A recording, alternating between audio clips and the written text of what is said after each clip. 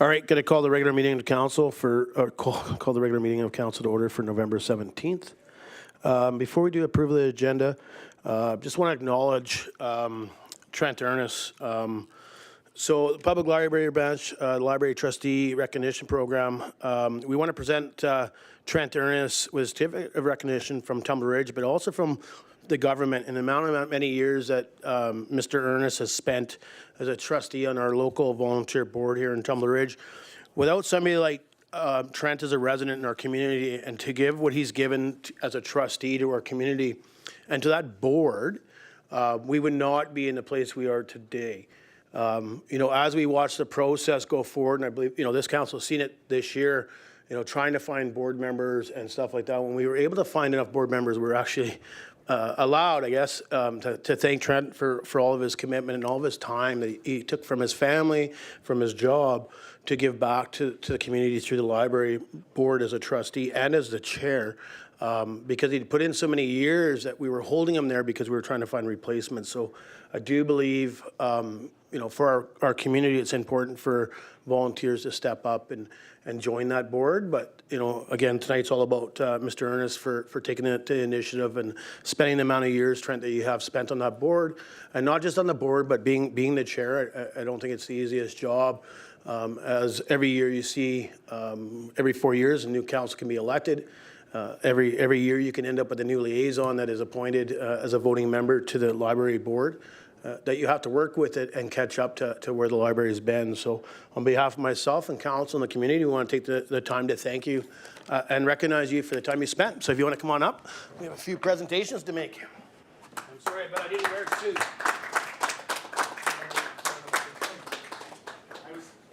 I was a gym fan until about 10 Arm minutes and ago. such. If you just keep the pictures up above waist appropriate. Maybe on this side? Thanks. Council can come on down because this is way too much. I shouldn't be lifting all these anyway. So council wants to come down. I'm not supposed to lift more than a pound, and I think the book weighs more than that. So Trent, just on behalf of the British Columbia government, I just want to write and recognize the time you've put and committed. And I think it's huge. Too bad we don't see a bunch of representatives from the library board or even the library, but this is told. I'm not sure. This certificate is presented to Trent Ernst in recognition of many years of outstanding service to the people of Tumbler Ridge, the Tumbler Ridge Public Library, as a public library trustee. And then this one is on behalf of the municipality, so on behalf of council, myself, and staff. And then I can lift it. And then the library book. Oh, And the library book. So again, thank you very much. Bring it back this time. The word over there? Yeah. Bring it nice and tight. Too tight, too tight. You got it. Hey, hang on. Thanks, Trent, for your Selfie? Here, Chris, get in there. You're just hoping that it's the right one. Thanks very much, Trent, for your time. Maybe I got the selfie too, but I'm not sure. Okay. Thank you. Welcome to your 50s? Retirement for him, I guess. Close enough, I guess. I'll probably be back there after a few years off. 48, 49? It's a hard Yeah, he's not allowed to retire. All right. Again, well, thank you very much, Trent, again, on behalf of the municipality for the commitment you've given to the library board. Before I take approve of the agenda, I believe there's a lead item. Councillor Hoffman. Thank you, Mayor. I would like to add discussion regarding council support for moving forward with the Colwood project. Okay, just need a seconder. Councillor Noxana. Discussion. So my understanding, and I don't want to put words into Councillor Hoffman's motion, but it's to talk about Colwood and when we had a discussion, myself and Ms. Scott, so I appreciate your recommendation to add it to tonight's agenda, is Colwood will only work with myself and our CAO, or even with council involved as well, but we can get the information back to you, is when we have a motion that council supports the concept. So I appreciate it's coming forward. I'll fully support this motion on the floor to add it as a new item on this agenda. Call the question. All in favor? Carried. Dun, dun, dun, dun. We'll add it as 9.8.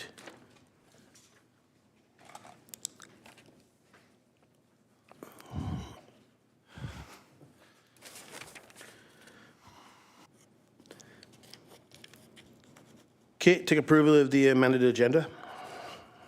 Councilor Norbury. Thank you, Mayor. That the November 17th, 2025 regular council meeting agenda be adopted as amended. Seconder, Councilor Noxana. All in favor? Carried. Adoption of the minutes for November 3rd, 2025 regular meeting of council minutes. Take the motion. Recommendation, please, Councilor Noxana. That the November 3rd, 2025 regular meeting of council minutes be approved as presented. Seconder, Councillor Hoffman. Any errors or omissions from council? Staff? No. Thank you. Call the question. All in favor? Carried. Any business arising from the minutes, council? Staff? No. Thank you. Okay, moving on to consent agenda. Take the recommendation, please. Councillor Noxana. That all items in the November 17th, 2025 consent agenda be moved for information. Seconder, Councillor Hoffman. All in favor? Carried. Are there any items council would like to bring forward for discussion? Councillor Norbury. Thank you, Mayor. 7.7 for discussion. Seconder, Councillor Noxana. All in favor? Carried. Councillor Norbury. Thank you, Mayor. So we have a letter from the Chamber of Commerce asking us to continue our support of the Citizen of the Year category. And so I will motion to support the Community Excellence Awards Citizen of the Year as we have in previous years. Seconder. I'll second it. Discussion. Before we get into discussion, Ms. Scott, Chris Payne has confirmed who that is, if I may. Sorry, I just noticed on Zoom. That is our finance contractor. We are having issues with audio, Okay. which we are trying to get solved with him as well. Do you want to take a few minutes? Okay, let's take a 5-minute break so we can try to figure out Zoom. Motion's still on the floor, though. Thank you. My apologies.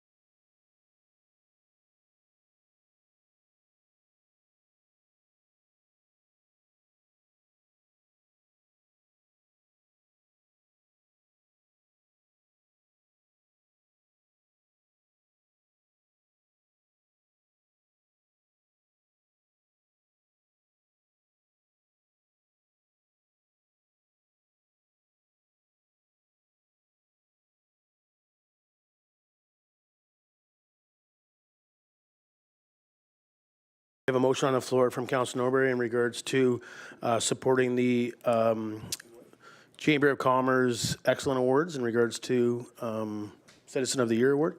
Open it up for debate. Councilor Bertrand. Thank you, Mayor. Yeah, I would be in support of sponsoring the Citizen of the Year. I think that's a perfect category for the district to take on. Thank you. Councilor Noxana. Thank you. I like the idea of doing community awards, and the chamber taking it on is a great initiative. We don't have a policy currently to donate prizes like this. So I would like to see whether this goes forward or not, maybe us looking forward to a policy that kind of surrounds donations and things like that. So we have some framework to go off in the future. Yeah, we could do something like that. This would come out of the council's initiative. So it is something that is by policy, because we have other things that come forward that come out of that same thing. Now, we could do a policy where we always support something like this. When it comes to the chamber in regards to Citizen of the Year, we could do a policy up on that, but this is why we have the council initiative budget. My question would be to Councillor Hoffman. As I see that the Small Business Christmas Gala is being put on by the Chamber of Commerce, and I've always asked, and no disrespect to any councillor tonight, but I constantly ask to make sure that we're definitely informing council when we have our liaison meetings, if we're having meetings, to make sure we get the information ahead of time. I'd be just curious, Councillor Hoffman, if I may, have you guys been meeting as a chamber? I know you are the liaison with the Chamber of Commerce. No, there hasn't been any meetings in quite some time. Where it's been left is inform me when you do, and I haven't heard anything. Okay, I appreciate that. After this motion, I'll be putting another motion on the floor just so council is aware that staff reaches out, because we need to make sure. My understanding would be like, great that the Chambers is doing this, great that the Chambers doing the Small Business Christmas Gala and the Community Excellence Awards, but I would think they would have to have a meeting to give direction to an employee. And again, we have a liaison that sits on there on behalf of the elected officials so that we're kept up to date what's going on. I think it's important that we have that connection with the chamber from the elected official side to move things forward. But I do support the motion by Councillor Norbury. I think Councillor Bertrand mentioned it. It's a great award, that's something that the district can support when it comes to Citizen of the Year. So, any other discussion? Call the question. All in favor? Carried. Put another motion on the floor that council directs staff to reach out to the Chamber of Commerce, making sure that they understand that their liaison is Councillor Hoffman, and give them Councillor Hoffman's contact information, so that any time they're having a meeting or that they can connect with Councillor Hoffman, so that council is aware on stuff that the chamber may be moving forward on. Seconder, Councillor Bertrand. Discussion. Councillor Bertrand. Thank you, Mayor. Just curious if district staff have received any correspondence from the chamber. Ms. Scott? Besides this request, we have not received anything in quite some time. Follow up, or you're good? Thanks. Any other discussion? Only a comment. I appreciate staff reaching out on our behalf. Thank you very much. Hopefully, if it passes, you'll do that for us. And the same thing in return, I ask council or staff to reach back out to council, advise us. Maybe the chamber doesn't want us as liaisons, and that's okay. If that's their choice as an organization, it would be be nice to know that. One as the mayor, so I can take the liaison position away from the council that's appointed and appoint them to something different that other people would like a councillor to be sitting on. I think it's very important to make sure council has their time commitment and it's committed to the places that actually want us there. It's very discouraging to know that obviously they're moving forward on something, but to hear that our council liaison, I mean, didn't reach out to him on the weekend, reached out to him before this meeting and asked him about it. Again, I think it's very, very important that we're kept up to date on what's going on in our community. I don't believe that we have not reached out to the chamber on a regular basis. We try to. I attended the AGM myself. Councillor Hoffman was there as a liaison. We had staff in the room. I think there was one or two other local business people there. So I think it's important to have that engagement, but we need the same engagement back. Call the question on the motion. All in favor? Carried. Any other items council would like to bring forward for discussion? Councillor Noxana. 7.8. For discussion, seconder. Councillor Norbury. All in favor? Carried. Councillor Noxana. Thank you. I just wanted to recognize the letter from Canuma Resources. I know this event is happening a bit late, probably to coordinate for this year, but I was wondering if we were interested in reaching out to see if this is a yearly event, if they would like someone from the district to attend. Maybe we have it on the calendar a little bit sooner. Yeah, we can definitely do that. I'll be honest with you. I'll be putting a motion for it after we have this conversation, but I'm actually looking at attending. They're asking for somebody to show up, and I think it's important. Now, I do believe, I'm not looking to be booked through council at this point. I think I'll take it on the initiative myself and pay for myself to make sure it is actually a viable and expensible concept when it comes to the municipality attending. When I read it, I know Ms. Scott reached out, and I appreciate Ms. Scott reaching out before this meeting, because I was concerned when I first seen it in my email, and I forwarded it on to Ms. Scott, but she'd already received it as well. You know, it really talks about the cocktail thing. That was my concern, is it's just about come down, have some handshaking, and let's go have some appies and a couple cocktails. So that was a concern that I raised right away. So I want to make sure it's something that's a benefit. We have yet to have a meeting with Kanuma. We have set up one, just to see what it's all about. But it looks like they want somebody to speak on behalf of the municipality on what mining means to our community. To me, it means everything. Now, whether that's just at the gala or the reception they're looking for, or are they actually looking for somebody to speak at the legislation ground, which could be a possibility. But yeah, so I'll be talking about that. I don't know if this is a normal thing that happens every year on the ledge. AME, it happens every January. That is the mining week in Vancouver that we attended. This will be possibly up to the third year that we'd be attending if somebody goes this January. But yeah, so we can give that direction. I think we have to do a motion for staff to contact, or I can do it when I have a meeting and bring it back to council if council's okay with that. But I can do that when I meet with Kanuma Cole. Just about this one, this is our first time being invited for sure. It's the first time I've seen the invite as the mayor. But. Okay, any other discussion? Okay, so just so council is aware, I will be attending this. I am not looking for travel approval. I'll be honest, will I use staff to book my travel? Yes. It's just a little easier right now. I will be expensing it at my own cost. If I do believe it's worthy that the municipality should be covering it, I'll bring it back to council for approval after the fact, and it'll be up to council at that point to either approve it or not to approve it. Again, I'm not just going down there on a whim to go and do mining at the ledge, and then the cocktails. I've already worked with the Minister of Mines, Minister of Environment, Minister of Health, and their staff, and I'm trying to set up multiple meetings while I'm there. I can confirm that I have a breakfast on the one morning already. Just because I'm traveling there, I might as well make it worth for myself as well. I think it's important to meet with Minister of Mines, and I am trying to get a meeting with Minister of Mines. Well, I shouldn't say Minister. I'm going to say with the, I'd say staffing with Minister of Mines is what I asked for, and environmental staff with Kanuma Cole. When we were at the UBCM, that seemed like that was the issue that council heard. I know we have not received our letter back yet, so it's very tough to talk about what the minister said and what we're really waiting for, and because we don't have that letter with all the information in it. But that was one of the comments was made, is there was some concerns with some environmental stuff. When I met back with him with the PRD, my comments to him was, is it minor? Is it major?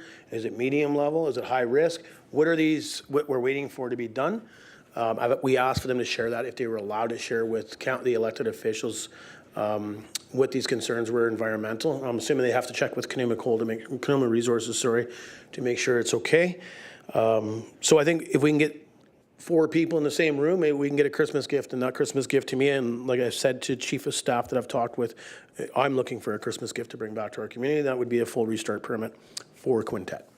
So that's what I've asked for Christmas, was a permit from Chief of Staff with the Minister of Mines, stating that's why I want to meet with Environment. So, Councillor Hoffman, then Councillor Norbury. Thank you, Mayor. I have to say, you haven't convinced me this is a personal trip that you should be expensing. I would prefer that council voted on it to cover now. And if it loses, of course, we can't say you're not allowed to go. But if you're comfortable with it, I would prefer that. Also, I know Councillor Norbury has something to say, so I'll hold off on a motion. Thank you. Councillor Norbury. Thank you, Mayor. I'll motion to approve travel expenses for the mayor to attend mining on the ledge event. Thank you. Seconder. Councillor Hoffman, discussion. Make a couple comment. Oh, sorry, Councillor Norbury. Sorry. Thank you, Mayor. Thanks, Councillor Hoffman, for I didn't mean to steal your thunder, but I mean, that was my intention. If you're there on our behalf, Mayor, I can appreciate your willingness to pay for this out of your own pocket, but if you're attending on behalf of Tumbler Ridge should be paying for it, and I fully support it. I have no doubt you'll make good use of this trip, as you usually do, by setting up other meetings, and this time, I bet you have enough time to work the mining minister down to get that permit, so fully support you. Thank you. Councillor Bertrand and then myself. Thank you, Mayor. Yeah, I'm definitely in support of this. Like you said, any trip down there is an opportunity to get other meetings. And I have had lots of experience with Mining Association of BC. They're a fantastic organization that really, brings a group of miners together. So definitely in support of this. Thank you. Appreciate staff, or council, sorry. I just didn't want to do it, to be honest with you. I wasn't sure about it. And yeah, I'm setting up other meetings, but I'm doing that because I'm already there. Even if it was on my own dollar, it's because I was already there. Anytime I have an opportunity, even when I travel, I'll be honest with you. I was on Vancouver Island this summer, and I still had opportunities to meet with staff from government. So anytime I travel and have an opportunity, again, we've built, I shouldn't say because I don't believe there's an I as the elected official. We need 3 friends to make anything happen. So I believe we have made some great friends when it comes to minister staffing. Just the respect that council has shown them, whether that's at receptions or when we're walking around at trade shows, the respect goes a long way. Staff doing the same thing with respect back, answering emails in a timely fashion.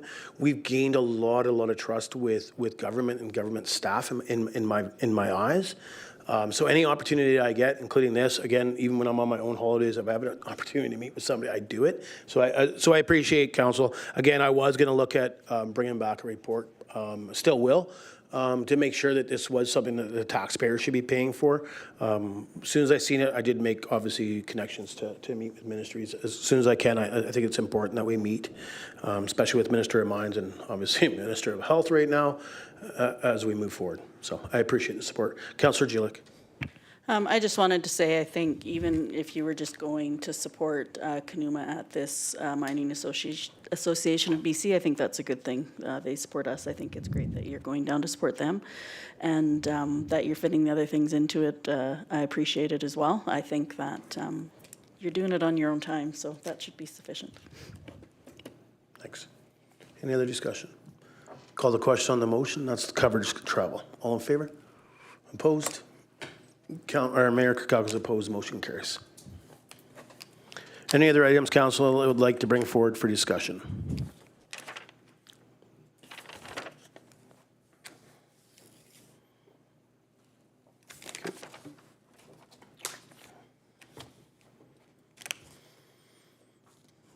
New business 9.1 boiler failure information for recycling center building. Report dated November 17th, 2025 from the Director of Operations and Infrastructure regarding the boiler failure information for the recycle center building. Recommendation, Councillor Jelic. That council receive this report for discussion. Seconder, Councillor Hoffman. All in favor?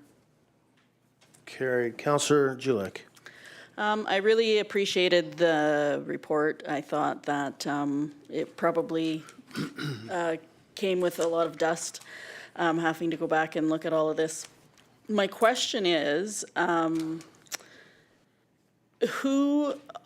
the work was done, and there was, I'm just clarifying, the work was done, there was an upcharge to complete the work from the original contract.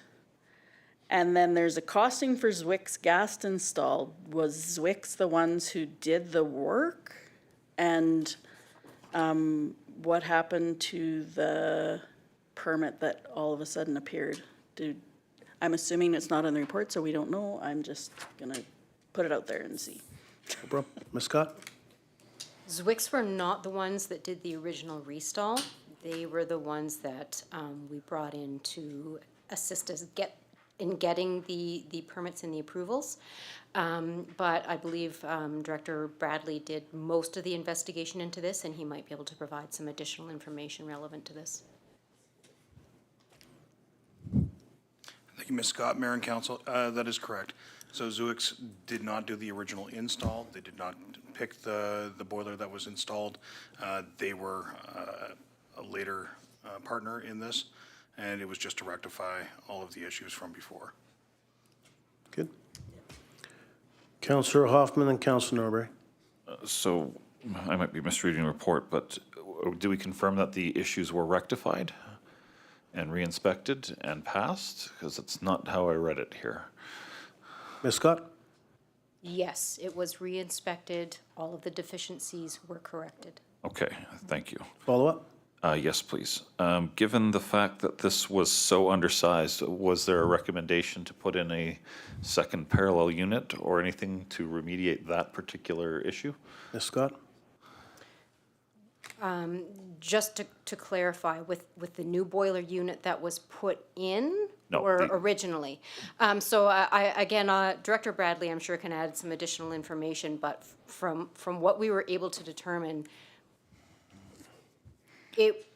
there was not any supporting evidence or documentation for why that particular size boiler was selected and installed. But again, Director Bradley can provide some additional information into what he was able to find. Ms. Scott, if I may, can we just get an overview from staff? Sure. Whoever that is, I do believe, so I've, two questions have already come arise, and I believe there's more coming. Can we just get a full overview? Very thorough in the report from staff, don't take me wrong, but I think if we get a in-depth of, okay, this was a step, we found this, here's what happened, this is who we bring it right down for council, because I believe there'll be some other questions coming forward, and maybe we can just get it. Sure. So again, I'll ask Director Bradley to give council that summary. Thank you. Thank you, Ms. Scott, Mayor and Council. Yes, so upon failure of the boiler, talking with Gas Master Services, Steve Choyne, he had stated that this boiler was grossly undersized for the application. He said the application that this boiler is usually used in is more of a residential situation. And we needed a more of a commercial size boiler for that facility. There were things that were missed along the way. I was unable to determine who made the decision as to purchase that size of boiler or how it was even approved at that time. There was very little information that we were able to track down on that situation in itself. The only thing that I can say is that upon the failure, we did take the right steps. We took the right permitting.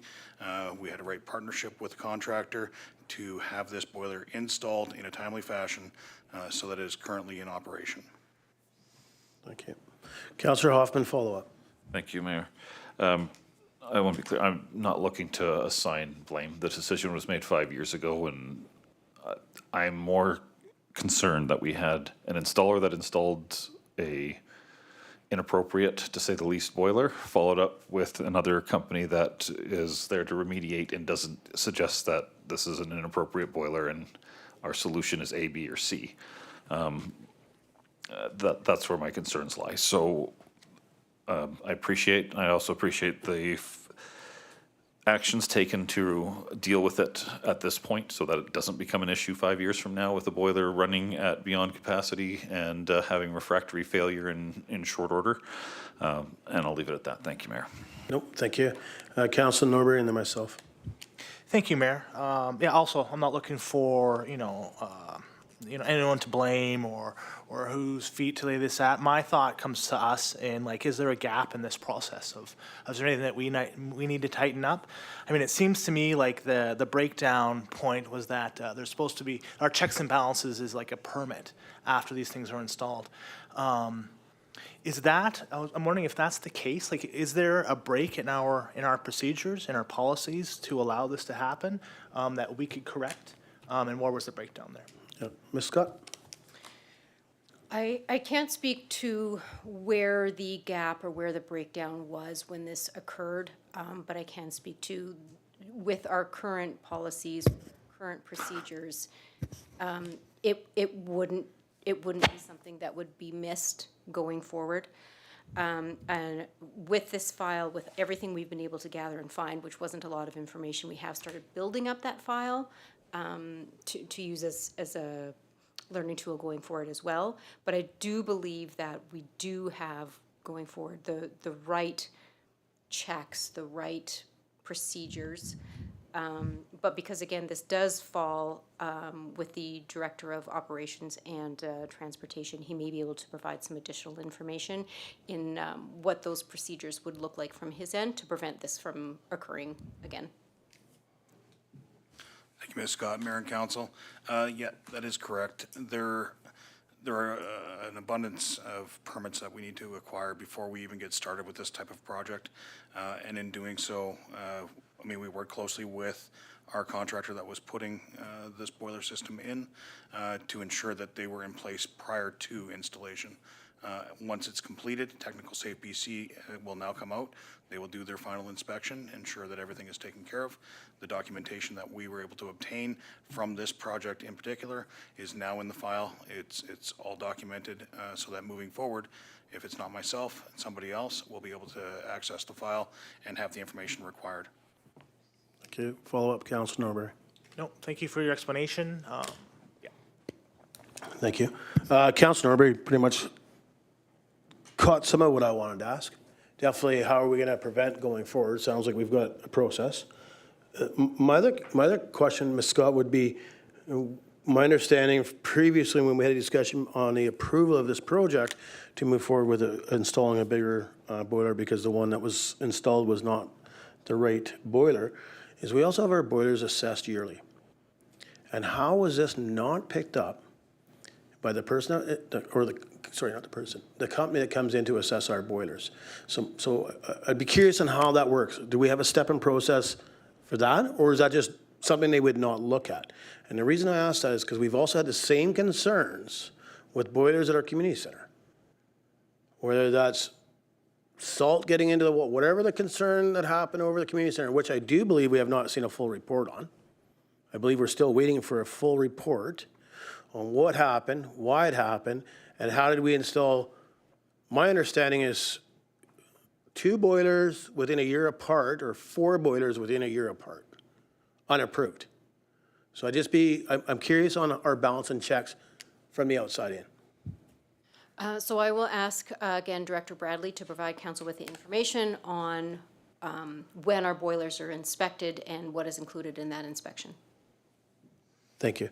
Thank you, Ms. Scott, Mayor and Council. Yes, they're supposed to be inspected annually. The location of these 2 boilers, when talking to the contractor, they've only been to those boilers once.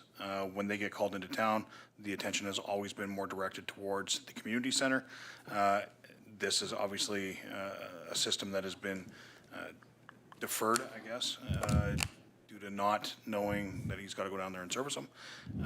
I did have conversation with not only them or this contractor, but community services, that when we do bring in contractors to inspect our boilers, that these will now be on the list. Perfect.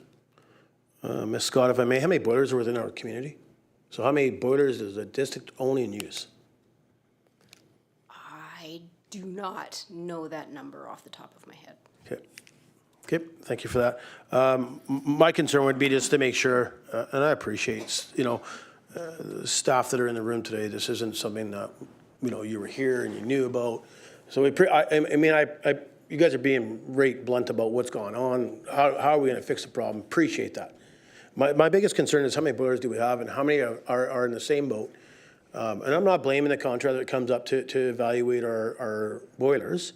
If they're unaware that we've added 1 or 2 more or added some more new buildings and we have more boilers over here, but we're not telling them that, to me, we need to confirm when we have anybody coming to do equipment check, within our whole municipality as a corporation, we're being checked corporation-wide, boilers, anything, to me, anything, whether that's lift gates, overhead doors, whatever it may be within a municipality, that we have a proper inventory sheet moving forward. And I know that, you guys are doing a great job and trying to get us up to par on asset management and stuff like this, and this adds another ticket to the plate. But I think it's important. Again, I appreciate it. Sounds like from your staff that even a contractor realizes that maybe there was something missed there. I don't believe they're accountable. I think I appreciate more the frankness that, hey, this is what happened. We got some checks and balances in place to move this forward. I think that's, to me, is huge news for our municipality. I think it should be huge news for this council that we've isolated or found something that was not working within our corporation. And this is the check and balance that staff has come forward with, whether that's yourself or some of your staff that's below you. So important. So if we could just confirm, like, obviously the boilers are a huge concern, or have been brought forward as a huge concern in my thoughts, in regards to the community center, that we had to rebudget for boilers in 2025, but we also replaced boilers in 2024, but also the boilers were installed in 2023. Well, that's a concern. When we talk about how many boilers have actually been replaced within the community center, I'm still waiting. I believe we're still waiting for that report, unless I was away when that report came forward when I was sick, but I believe we're still waiting for that report. So I think that one's important. But to hear that staff is working diligently to make sure that we're not missing the steps going forward. All I can say is thanks to staff for doing that. I appreciate the frankness, being frank. I think it's very, very important. I'm not sure what the rest of the council thinks, but I know for myself, I think it's very, very important, especially this staff wasn't here. I know I say it probably quite a bit. This council's probably heard me say that quite a bit, that a lot of the staff wasn't here. I mean, yes, some staff were here, but those aren't their job titles. So I think it's so important to see the success, Ms. Scott. One, the leadership you're leading, that flows down, and then we see leaders popping up with your senior staff. I think that's important to me. To move the municipality forward, I don't think this is going to be the only issue when it comes to it's boilers today. Tomorrow it's something else, and I think you guys are going to pick up on it before we do, whether that's overhead doors or whatever else within the corporation. I think it's so important. So thank you for that. 9.2. Are there any other discussions? Sorry. Move right along here. Adoption of the residential development plan as a council approved plan. Report dated November 17, 2025 from the Director of Economic and Community Development regarding adoption of the residential development plan as a council approved plan. Recommendation, Councillor Noxana. The council adopt the residential development plan as a council approved guiding document to support future residential growth, land use planning, and development decision making for the District of Tumbler Ridge.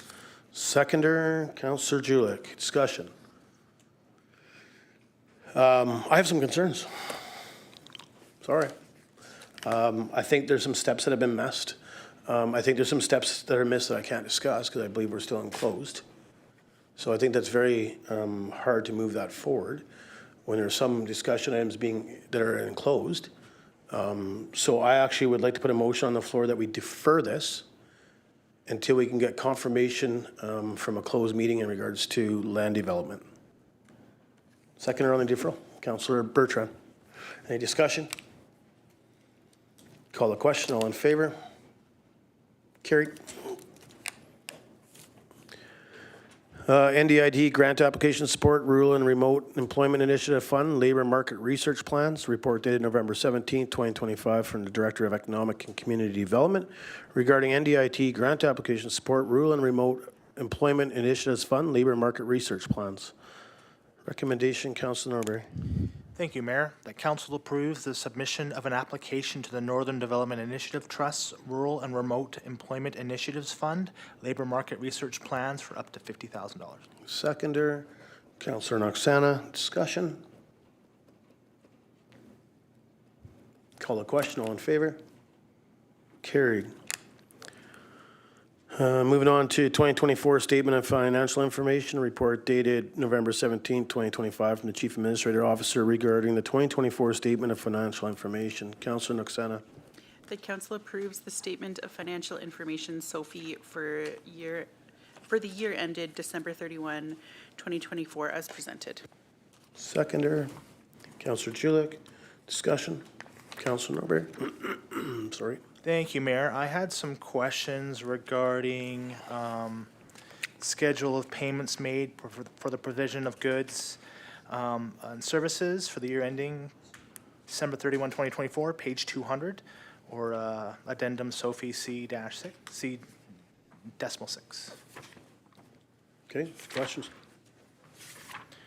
I just had some questions regarding who some of these vendors were.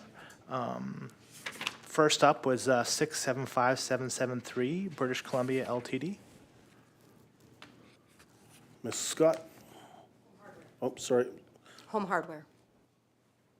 Thank you. Next would be AF Investments. That is Sorry. for the search and rescue bay rental. Thank you. And then my last one was for the next page, provision of goods and services. And my question is regarding Hurt Homes. I'd like to know what that was regarding.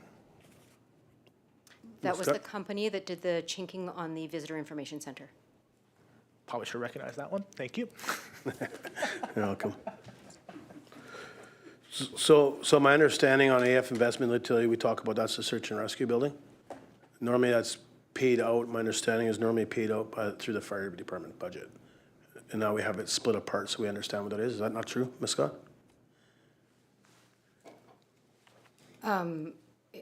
In regards to what it's paid for on the budget, what expense line, yes. But this just shows what vendors we've paid over a certain amount of money, yeah. Thank you. Any other questions from council? Call the question, all in favor? Carried. Ms. Scott, my only question would be is we have yet to appoint anybody to do our financial statement for 2025.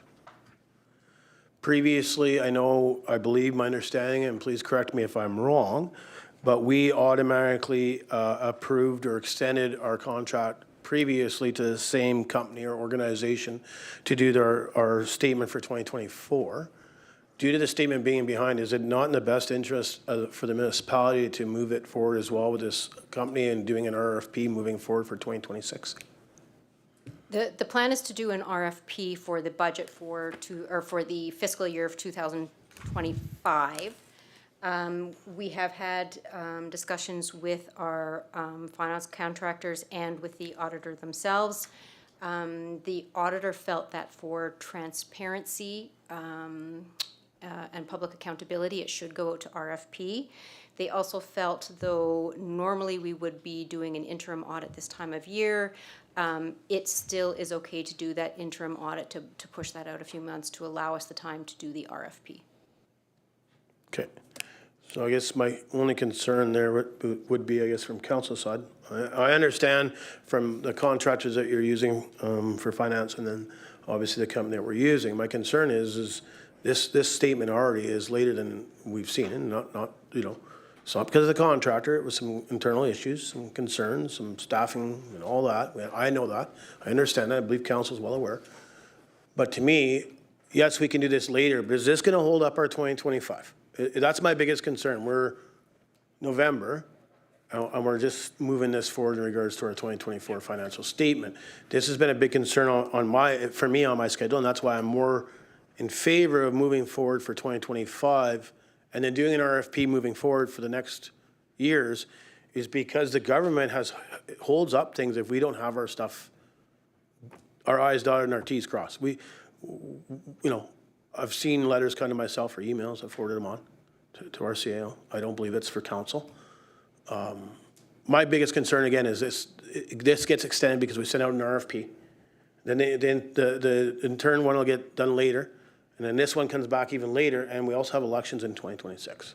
So what's best for the corporation? I don't feel that putting this out for RFP is going to affect us in being able to meet the provincial timelines and getting our audit done for 2025. But our finance contractor is joining the meeting tonight, and maybe he can provide council a little bit of additional information that might help provide some assurance.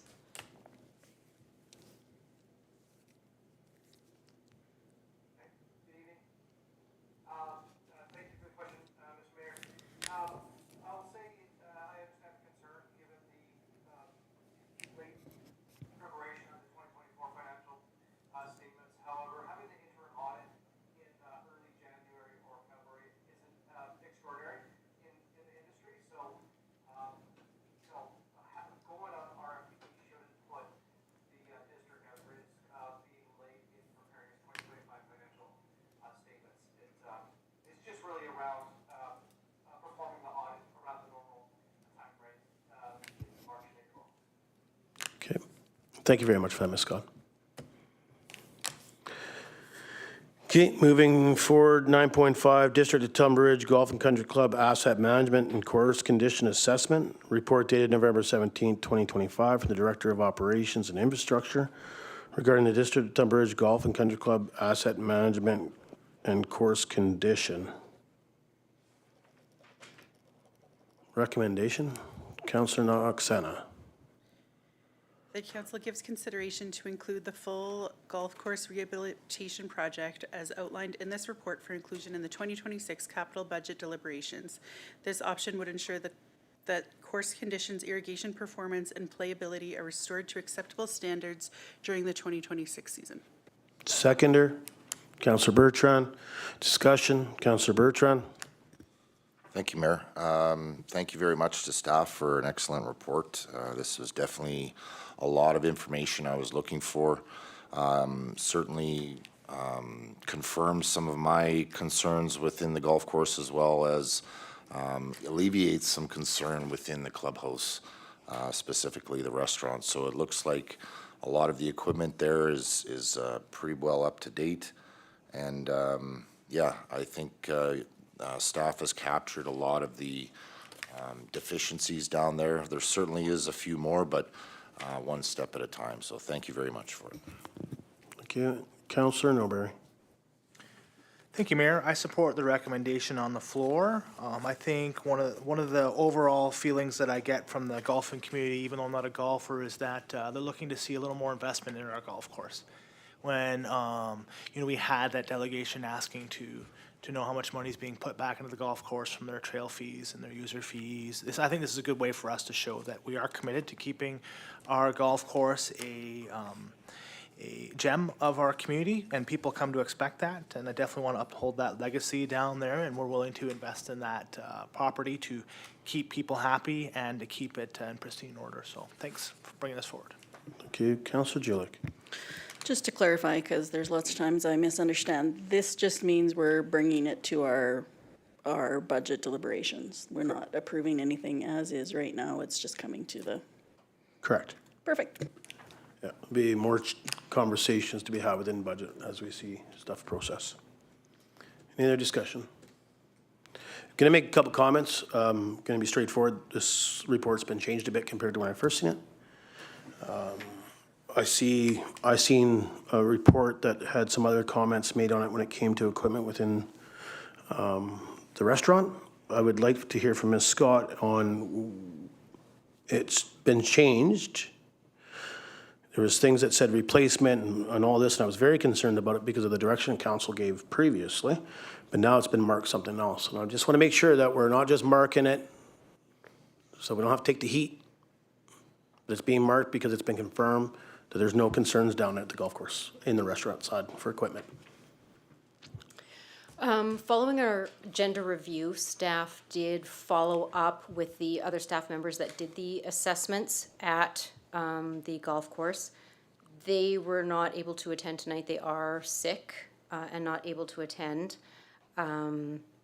So I'm not able to provide that information about if they did additional inspections or what resulted in the specific changes. Okay.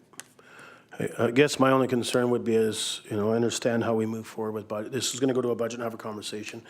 I don't want to defer it, but I would like to see this back in front of council when we have the right staff in the room.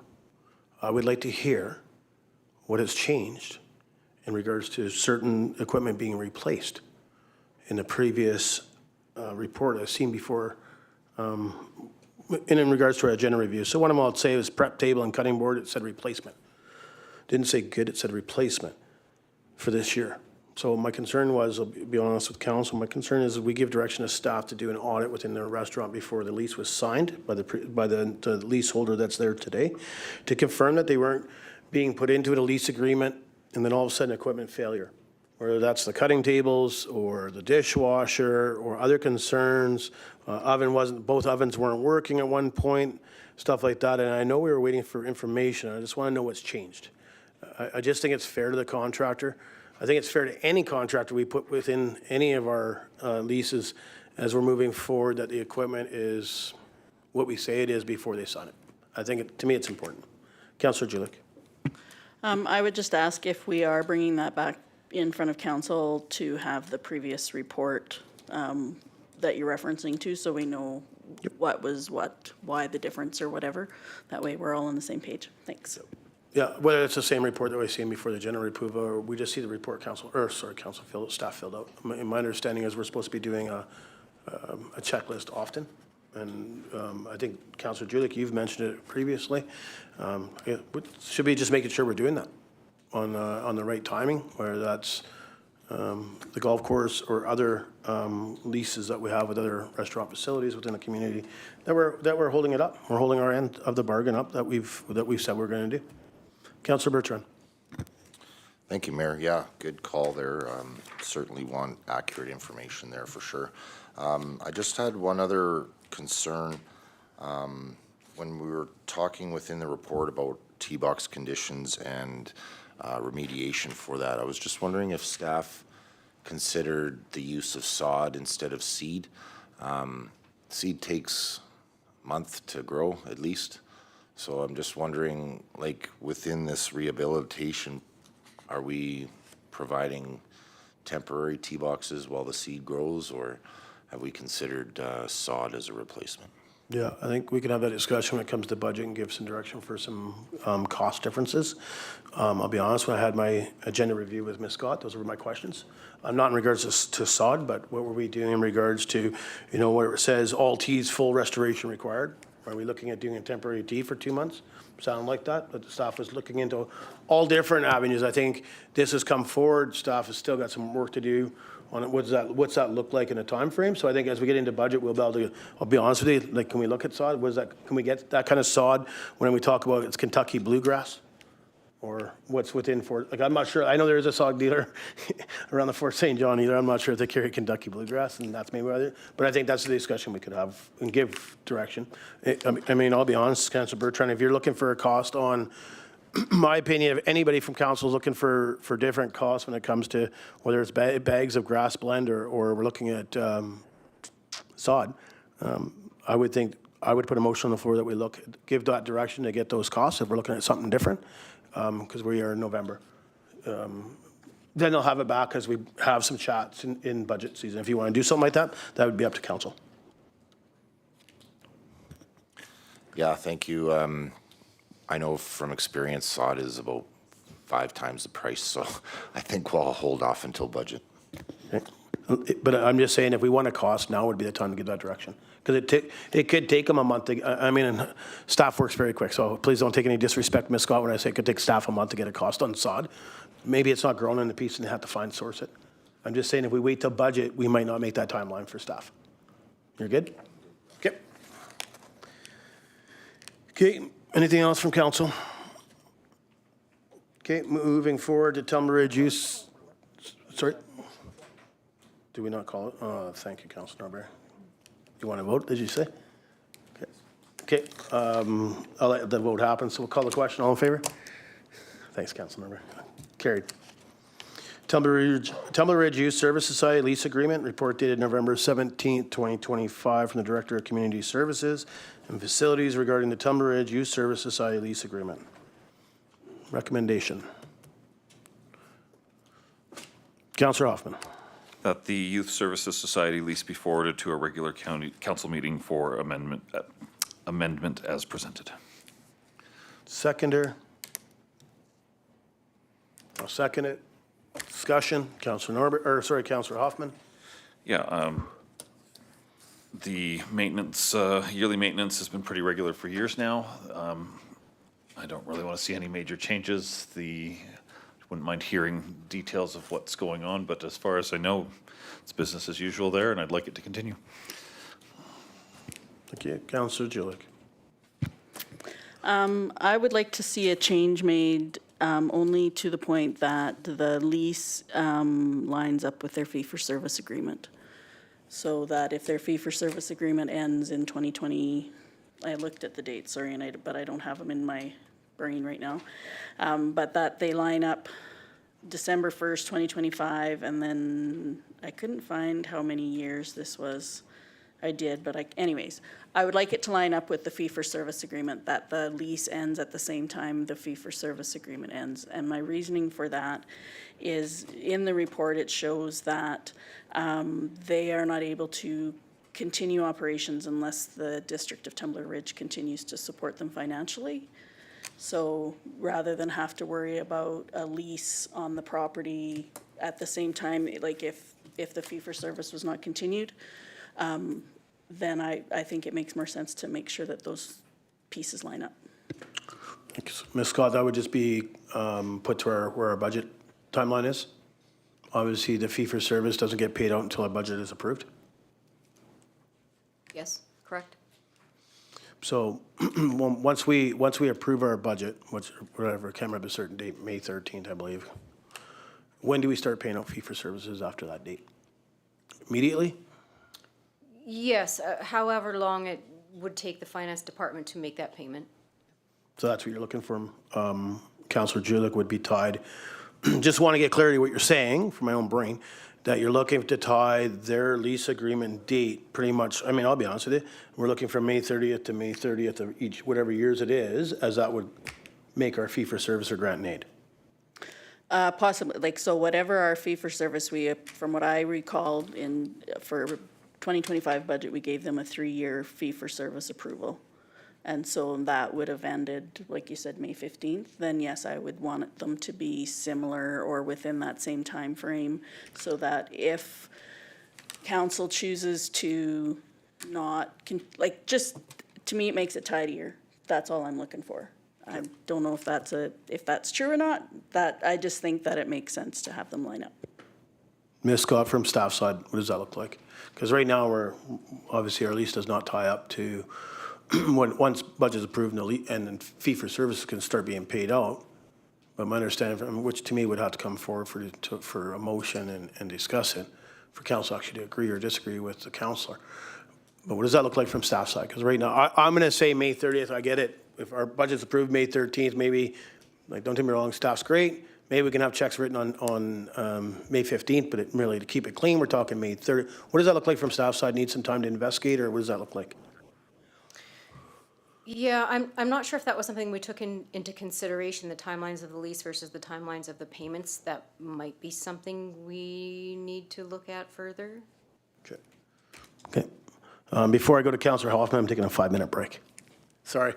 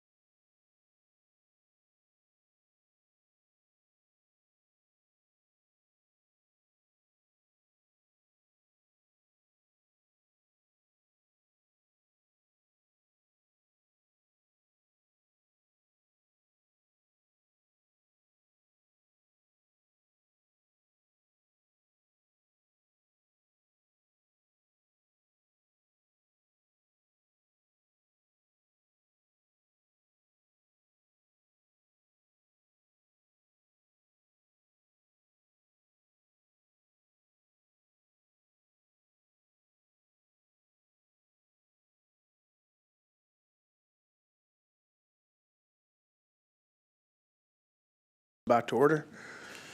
Councillor Hoffman.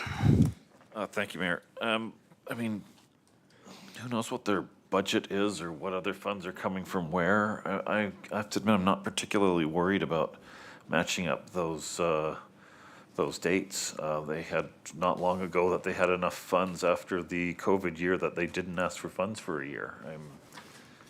I'm not sure I follow the concern that if one's a few months off of the other one, like to try to match them up, they're not going to match up exactly anyways. So as long as the contracts are such that if it's done, it's done, I'm not sure why we're trying to match up 3 years in advance. That's where I'm at. Thank you. Councillor Jodie. And thanks for that, and I definitely could have been clearer. I was concerned that, my concerns come from is that I am the liaison for the Youth Services Society, and I have reached out multiple times, and they have not had a meeting since their AGM, which I believe was in April. And so, and when I ask, I don't really get a response other than we aren't going to have a meeting. So my concern is just like maybe because we don't know what's going on within the organization. And to me, that's why we have the liaisons, because at some point we're supposed to be there one way or the other, but we haven't had the meeting. So my concern was that. Now, I probably, after the break, I'm thinking probably it would have been better to just ask if something happened and the society was to fold or not be able to operate anymore. Because from what I see on here, they absolutely need district support in order to operate. Would it be that big of a deal for the lease to be changed? And if it's not, I don't think there's a big deal. We just do the lease and be done with it. So that was my biggest concern, like not knowing what's going on with an organization, and then we're talking about doing a lease. I feel like it's my responsibility to bring those questions forward to council. Thank you. Any other discussion? Make a couple comments. The motion on the floor is forward this to another council meeting. Won't be supporting it. Decision can be made at council tonight if we so decide. So I won't support the motion on the floor. That's to send it to another meeting. I'm going to make a couple of comments, and my concerns would be what Councillor Julik just raised is we're not having meetings. We have liaisons again. So we can have information that flows back to council on other organizations on what they're doing and what their board is doing and such like that. And again, my concern is this is a board-driven society, so they have an employee. And the only way to get direction and give direction to an employee is for the board to meet and give direction. That's how these boards work, is the board meets, the board gives direction to the employee for things they may or may not want to see within the youth center that's happening with their employee. So I guess my concern, again, I'll wait for this either to pass or not. I'd be putting a motion on for deferral with direction for staff to reach out to the board of the youth center to find out when the next meeting is so that we can be updated on what the plan is. I mean, obviously, we funded it for 3 years, but I do believe as we fund it, we're also accountable to the taxpayers when we give the funds, that we make sure that, the liaison is, to me, council, I won't even say the liaison. The council's up to par on what's going on. That council just made, we're not even planning on having meetings. I think that should be a concern for all of us as council, in my vision. So I won't be supporting the motion on the floor to move this to another regular meeting of council. Again, I'll be putting a motion if this one doesn't pass to defer it. And the reasoning why I would defer was to give direction to staff. I got Councillor Bertrand and then Councillor Hoffman. Thank you, Mayor. Curious, we've talked about 2 societies now that haven't had meetings in multiple months. I do remember in the past here that we as a council has requested all nonprofits in Tumbler Ridge to take board and governance training. I'm just wondering if both the Chamber and the Youth Services Society have completed that. Yeah, so that we never gave that direction. We never made a vote on that. So it was a notice motion came forward. We gave direction to staff to work with the PRD, which I know Ms. Scott still is, to look at doing it and contributing funds from the DTR and looking at PRD to support it with some funds where we could do it regionally, maybe spring in Tumbler Ridge, fall in Chatwin, spring next year in Dawson. So all organizations, whether it's from Tumbler Ridge, but from the Peace region, could attend the board could attend training. So it was never clear direction given that the boards must, it was not supported that boards must take the training. Council didn't support it. Council, good? You're good, Councillor Bertrand? Councillor Hoffman? Thank you, Mayor. After rereading it, I will also be voting against my motion, so my apologies for the poorly stated motion. But I understand your point with liaisons, but I'm more concerned with the actual boards. Whether or not a board has a council liaison is optional. If they want to do that, then they have one, and if they don't, they don't. If a society hasn't met in 7 months, whatever their bylaws are, whatever else is going on, if they have an employee to direct, I mean, that's more my concern right now. This particular one, youth center's still ongoing. My kids sometimes go, not very often. I'd like to kick them out more, but there's only so often that they're willing to go. And sort of it's, for all intents and purposes, it seems to be running smoothly. That doesn't excuse a board for not meeting for long periods of times. I don't know if appropriate, so I'm going to ask it out here. I don't mind just going and talking to board members and staff, non-confrontationally, just what's going on here. I don't know if that's my role as a non-liaison and a council member, so that's why I'm putting it out here, if it's even appropriate or not. I have no problem backing down if it's not, and just finding out what's going on. So I'll put I guess the question is to you, Mayor, and if not you, staff, would that be appropriate, given my role? No, I'll be honest, can't tell an elected official who to talk to or who not talk to. Sorry, I can ask, I'll be honest, I can answer that clear after the fact. I don't think this is for the meeting. I mean, council can, I'll be honest, the council can discuss any operational, to me, when it comes to any non-profit and dialogue, they're still a taxpayer. So we all have the right to have conversations with organizations, whether they're a non-profit organization or just a community representative or community resident. I mean, that's our right as elected officials.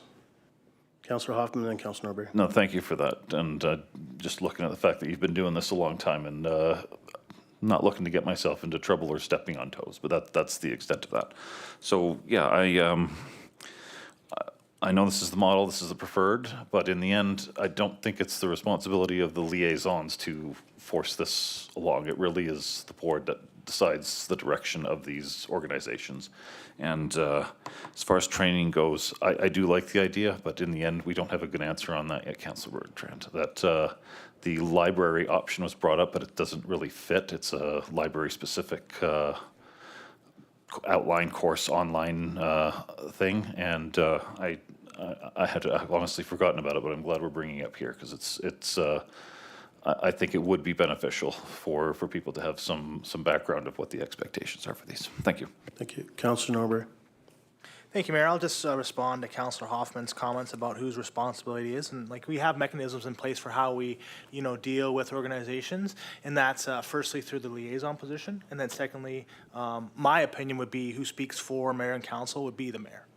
And my only suggestion, and again, we're all adults, we can do what we want, but realistically, if counselors go and ask an organization about what's going on with their organization, it could potentially undermine that mechanisms we have in place. So just something to think about, in regards to that. Thanks. Thanks. Okay, going to call the question on the motion. The motion on the floor is that the Youth Service Society at least be forwarded to a regular council meeting for amendment as presented. Call the question. All in favor? Opposed? Everybody is opposed. Motion is defeated. I am putting another motion on the floor that this is deferred, and I'll give reasoning afterwards because I'll give other direction to staff. Seconder, Councillor Julik. Discussion. If this deferral does pass, my next motion will be a staff to reach out to this organization, to the board directly. If they don't want a liaison, again, I'm okay with that. It gives me clear direction and making sure that I'm using the elected officials' times in the best conduct we can. Worst thing we can do is whether it's myself or one of the councillors going to or sitting waiting for a board to have a meeting so that we can be there to show support and bring back things to council, so council's aware of what's moving forward or what's coming up, so we know what ahead of time. If they don't want a liaison, I'm okay with that. It just means I can appoint somebody as something else. There's other organizations that have asked for liaisons that I have not appointed anyone, because honestly, I believe that right now, council, we're at capacity. So if these organizations, when staff reaches out to them, if this passes, I'll make another motion. If they don't want one, then they don't need one. But again, I believe their mandate is under the Non-for-Profit Society Act. They would have to follow what recommendations are from the province when it comes to meetings. Okay, call the question on the deferral. All in favor? Carried.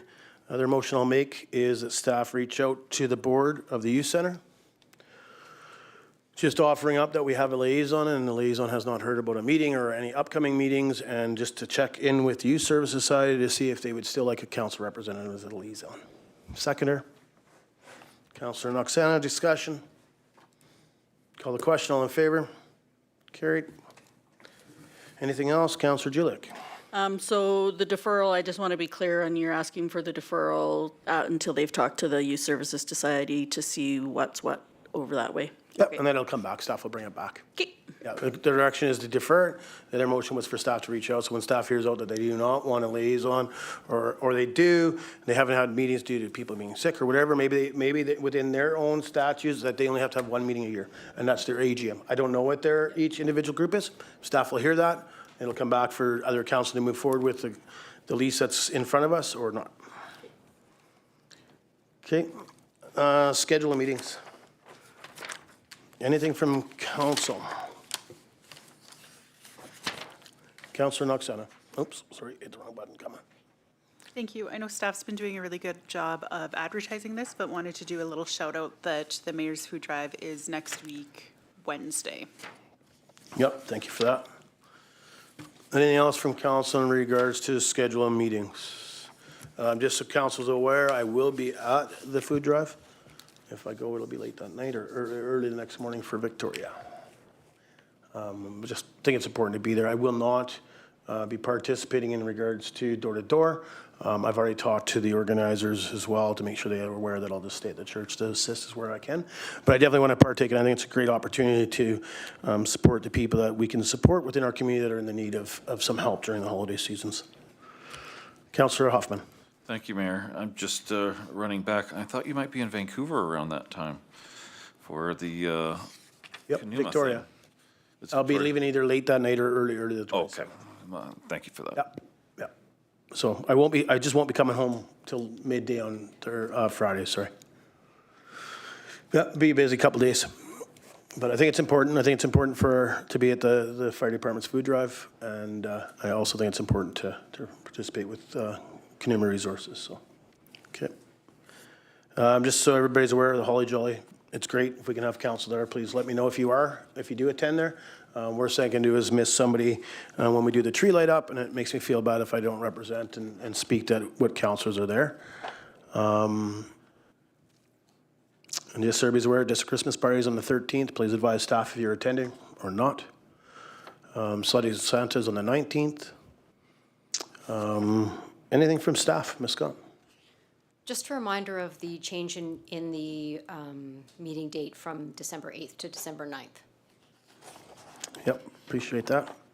Okay, and just want to make sure everybody's already, I've only seen emails from certain individuals. Again, I am not going to follow up to find out who's coming and who's not. I've given direction to staff to start booking hotels or figuring out what we need for vehicles. Ms. Scott did ask, should she circle back? I believe we are adults. We're elected officials. It is our job to make sure that we follow, and please get us the emails if you're attending or not attending, so we don't scramble and miss somebody. I'm going to be honest with you. I would feel bad, but I also don't have time to follow up. And neither does staff. Okay, moving on to the added item, which is the Colwood, and it was Councillor Hoffman that added that. I know he has a motion, so Councillor Hoffman. Thank you, Mayor. Thank you, Mayor. It's been over 2 months since we had our emergency room close on us. I have been less than satisfied with the response. Sorry, yes, Go ahead. you're just worried about my timing? Yep. Yeah, Yep. it's been more than 2 months. September 6th or so, I believe it was, first week of September.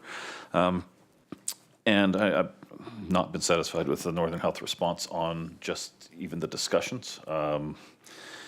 Obstinate is the nicest way that I can put their responses with their liaison and mayor and, well, frankly, anybody that's been trying to talk with them. I am concerned. This is a provincial-wide issue. This seems to be the norm, although there's been no official word on that. And I think it's fight now or lose it for essentially the foreseeable future, if not ever. I'm ready to fight. I'm hoping council will support this motion. We do have a place that has already begun this and has, from all accounts, done an excellent job with what they've done. And if I would like to get it to emergency service, but let's start with what we can. And I think that would be taking over primary care locally. Can't make any promises, obviously, at this point, but my hope was that at the very least that we could have 7-day care so that we don't have this huge Friday night to Monday morning gap. It's just not acceptable to me that we have this right now, and that's what we're looking at. So I do have a motion prepared, but I would like to hear what other council has. No? Motion on the floor. Okay. I move that council moves forward with taking responsibility for primary medical care in Tumbler Ridge, starting with contacting Colwood for their legal research that they can share with us and the processes they used to implement their primary care facility. Thank you. Seconder, Councillor Noxana. Discussion. Councillor Jilek.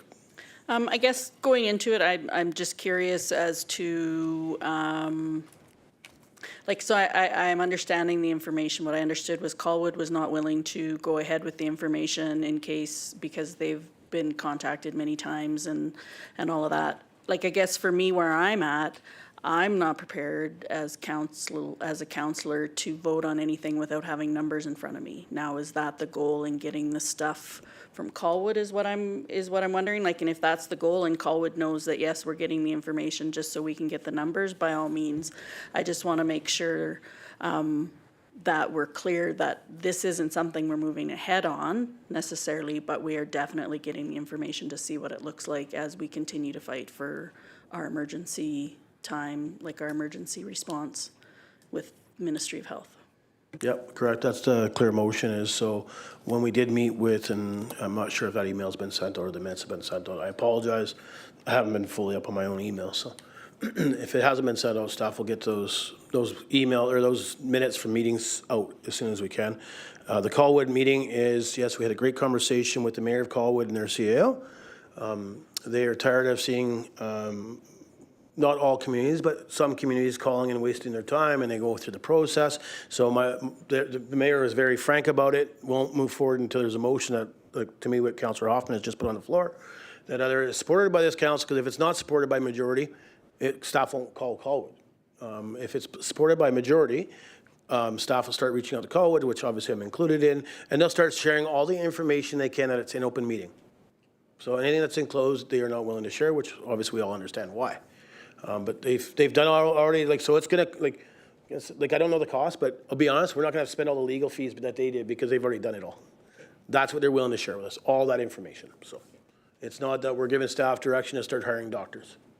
We're gonna get the information back and then go from there because, again, we may have to put money up front, but all their money they put out is being paid back by Island Health. It is no cost to Colwood whatsoever.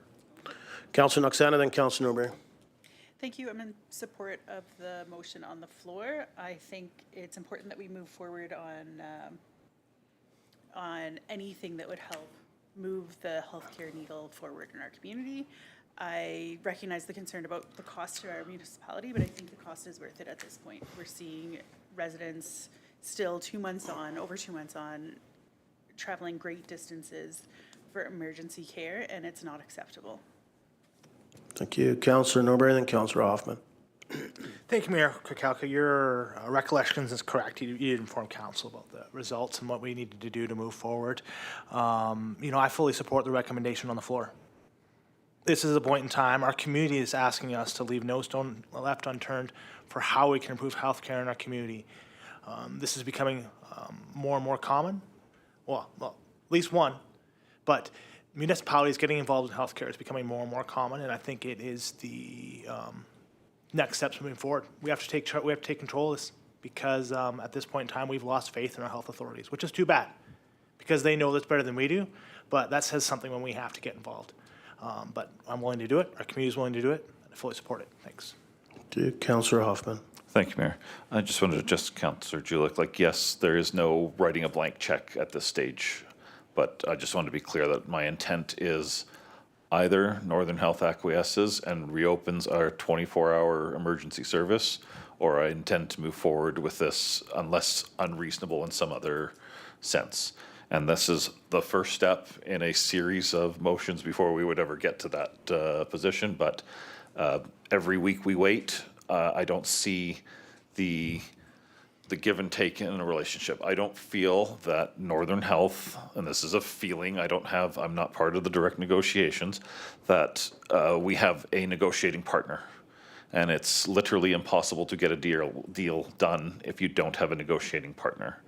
I feel that the actions are delay and make it the new norm, and just we don't believe that you have any leverage or power to do anything. And frankly, with the current structure, they're right. We cannot make Northern Health do anything. So if they change of heart and turn around and give us that 24-hour emergency service that we're asking, yes, I understand that we probably would not go forward with this, but that's where I'm at. Until I have a partner saying, yeah, we can have that, which I frankly think is their job as the health authority of the region, I'll look for alternatives. And I specifically didn't include emergency services because I know that fight, that legal battle hasn't been done yet. But we certainly can decide what the primary care hours are in our community if we control the facility.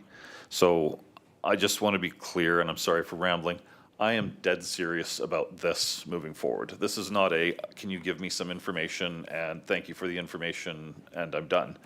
This is the first step of a process that I am sorry we have to do, but I think it's incumbent upon council and the community to keep up this fight, because it's just not okay to not have services in a small mountain town that would realistically be hours away from help in a lot of conditions over the course of a year.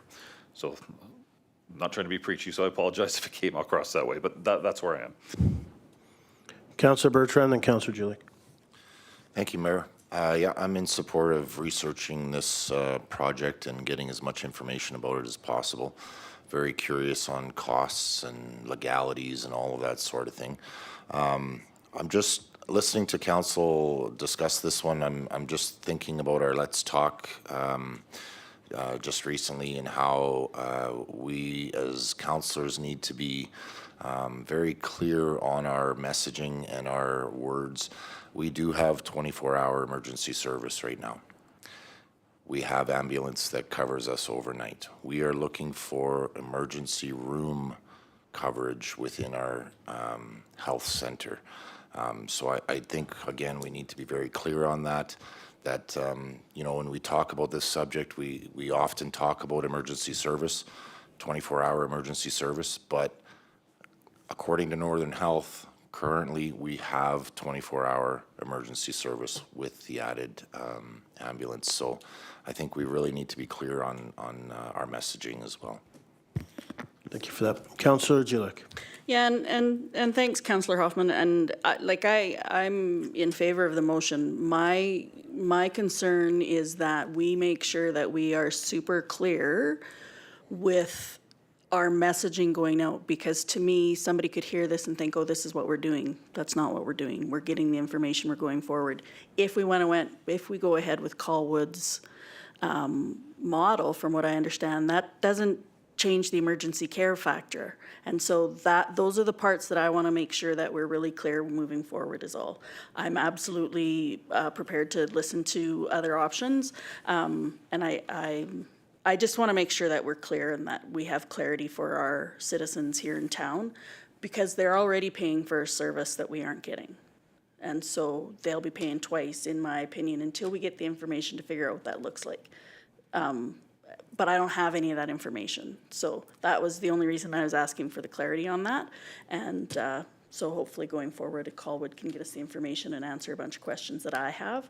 just wanting to make sure that if somebody's watching this meeting tonight, that they understand that we're looking for information, and this could possibly be a path that we go down, not that it is a path that we are going down. Thank you. Any other discussion? Make a couple comments, support the motion on the floor. I think we need to start making some steps forward and getting some information back to the council to make decisions on what our plans, our thoughts, our process. You know, I try to listen and read and understand from every councillor as an elected official on some of the processes I've brought to the table.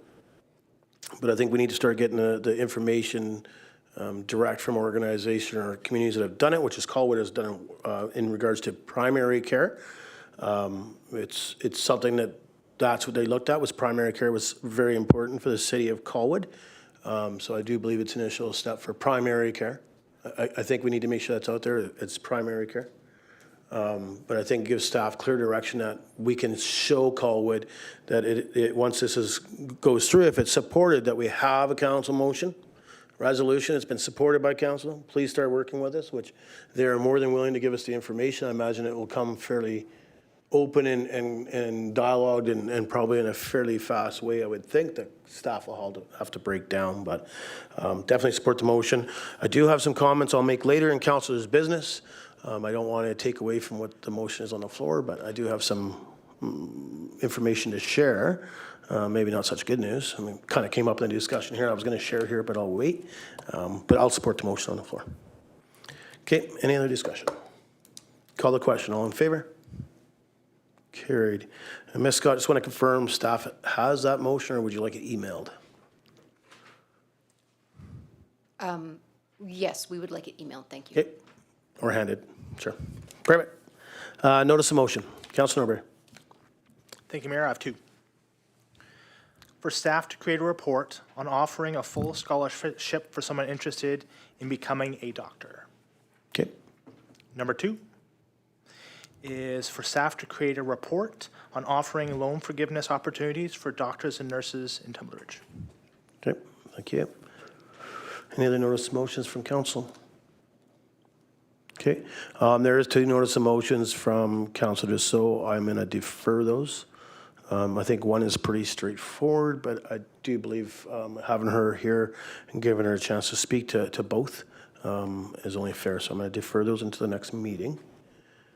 If I can get a seconder, Councillor Bertrand, discussion. Call the question, all in favor? Carried. Councillor's business from the floor. Councillor Haakstad. Thank you. Trura had a board meeting earlier in the month. I have sent a report. I think it just got missed maybe in the agenda, but I will maybe follow up so it can get included in the December one. And their AGM is coming up in early December. Thank you. Yeah, actually, it'll automatically make the next one. Depends on the timeline of printing reports. Councilor Norbury. Sorry. There it goes. Thank you, Mayor. We did have a community forest meeting last week. Unfortunately, our laptops were taken away at that time, so I did not complete a written report, but I did want to update council that we do have one cut block planned in this winter. But that's it for cutting for this year, as we're reaching our cut allowances, and we supported two grants. One was we supported the Mountain Bike Association's Ridge project, and we have also agreed to support Trora in their executive membership model program as well. Thanks. Thank you. Anything else from the floor from council? Okay, be pretty frank, had a meeting with Northern Health last week. I think it was Thursday, I'm not sure anymore. 13th, yeah, Thursday. Been to be frank, yeah, I've asked for them to come as a delegation to council. There is some questions and concerns I had in regards to their slideshow, their slide deck. I think some of it will get changed because there is one slide that talked about the increase in fatality after an hour. So I brought it up like you have it in your own slideshow. We're over an hour from Dawson. We're over an hour from Chetwynd. I didn't answer it that way. I asked Lisa Zenta if she could tell me how far I was from Chetwynd or from Dawson. I think she clued in when I asked the question. She didn't answer. Chiro did. So it even had it in their own slide deck. that how it increases fatality the longer you are from an hour with the golden hour. So I think that slide will be changed when they come to share it with council. They shared their modeling, they shared their numbers. I don't think they were all, I guess it's their numbers. There were some concerns in regards to some of their numbers.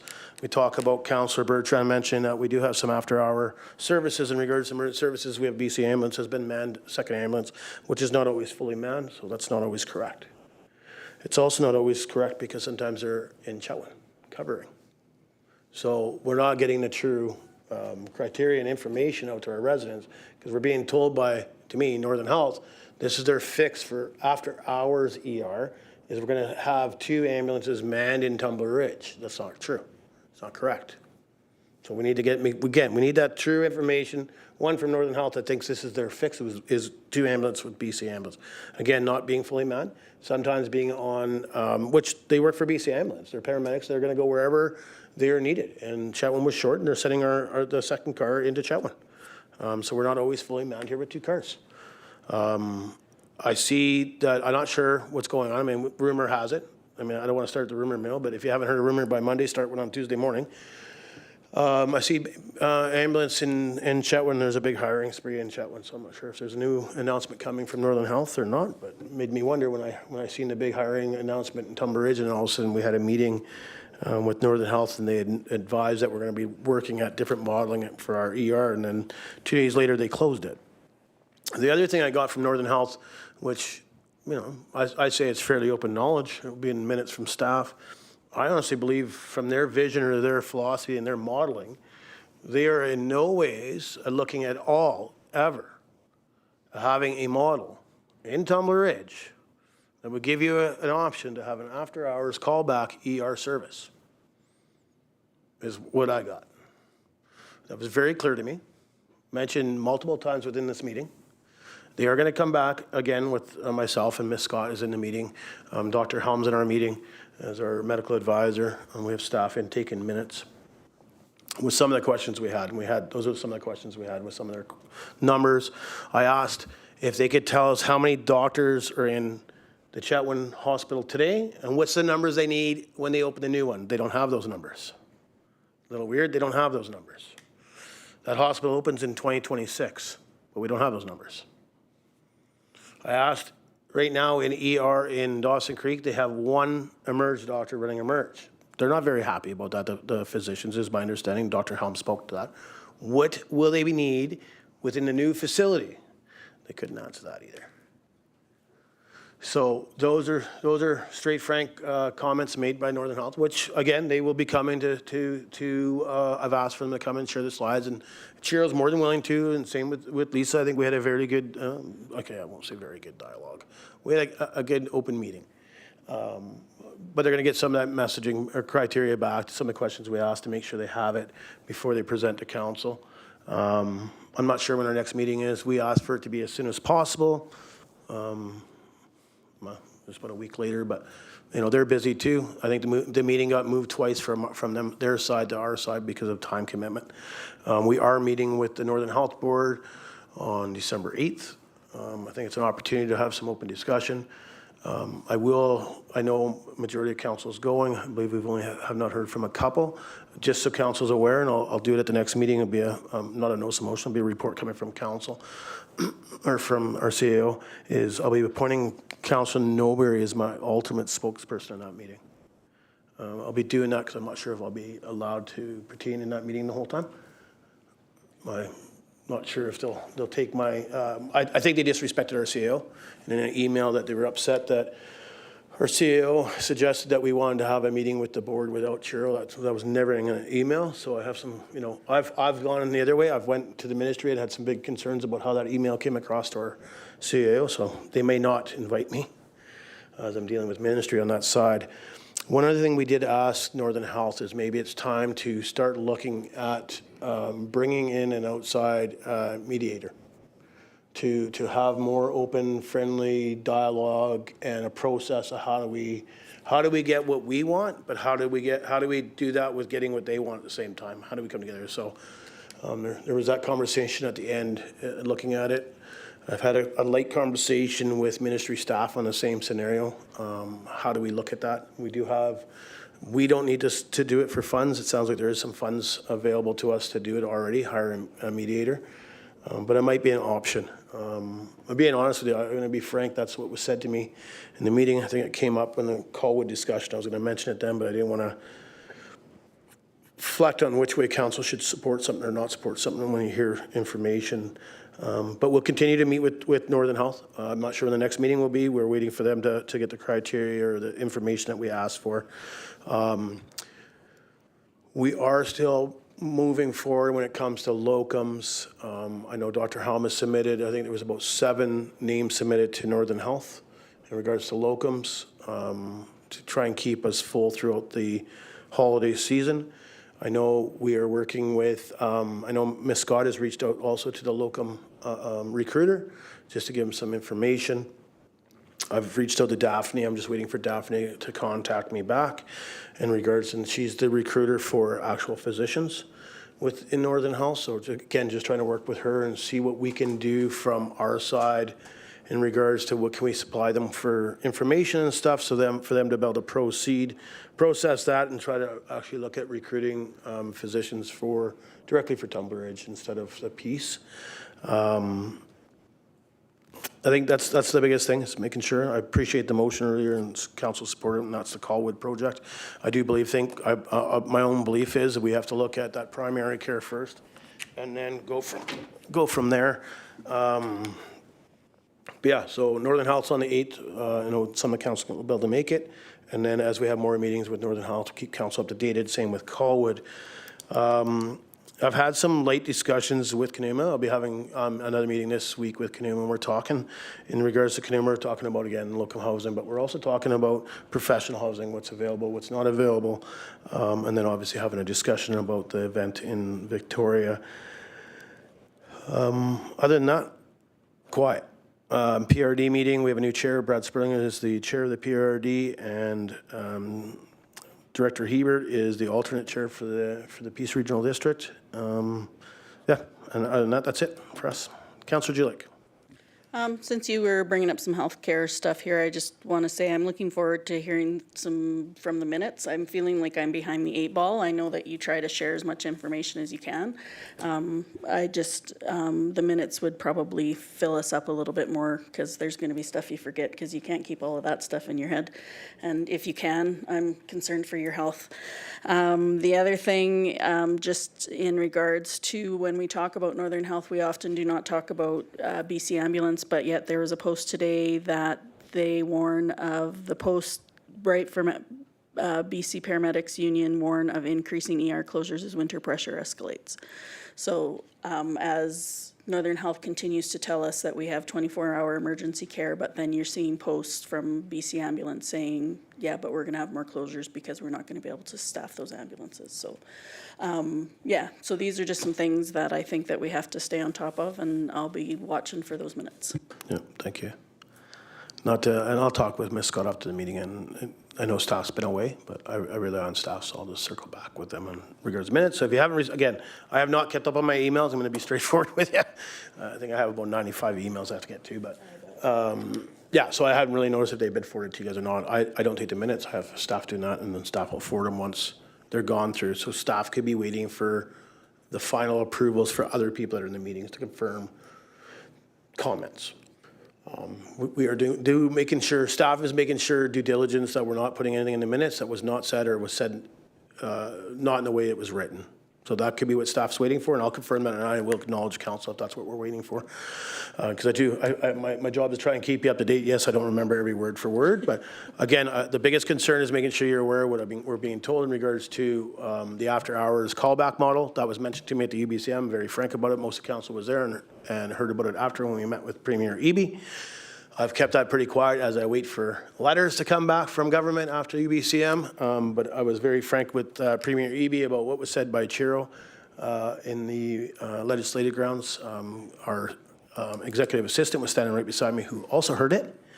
So I think it was very important that it's mentioned, but it has been mentioned. So again, I think all we can do is speak highly about, again, the nurses and the locums that we have here today, our lab and our x-ray. Very, very important.